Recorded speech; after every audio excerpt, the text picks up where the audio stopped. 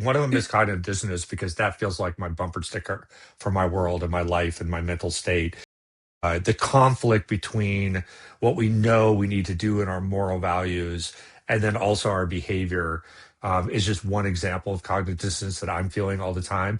And wow, it turns out that we were really good at overcoming that.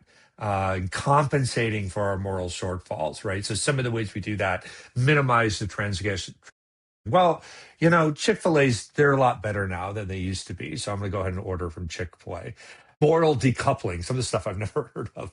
Separating judgments of the company's ethics from judgments of its products. Well, maybe the owners did this, but the people, I don't want to hurt the people that are cooking my chicken sandwich. So like this would hurt their employment. So, it's okay. The idea that, like, well, I do all this other stuff, so I'm good. We use that in dieting all the time, right? I just rode my Peloton for 20 minutes so I can eat this donut. It's like, what? Wait a second. You've just wiped out your 20 minutes. And so we do that by saying it's okay for me to act in what might be an unethical manner for me, right? Based on my values, because I'm ethical over here. It's just, in some ways, I think we have to do that because again, it would be really difficult. But if you're really living your values, these are some of the things that we're tricking ourselves with. Yeah. I'm trying to think of like when I think of this, it's like what's an identity thing that would be so hard? And maybe it's I can't think of a product right off the top of my head, but there's something about being seen doing something, right? So like with Chick-fil-A, like it's one thing to be like, okay, like yeah, I don't eat there, but then you might like sneak over, but then like God forbid someone drives by and like sees your car there and they're like, wow, you're trash. um those sorts of things.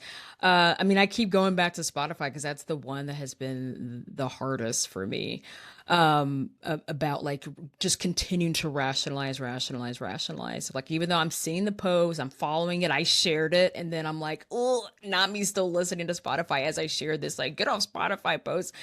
So it's those things where it finally was like, okay, wow, like really you can't sit here and do two different things anymore.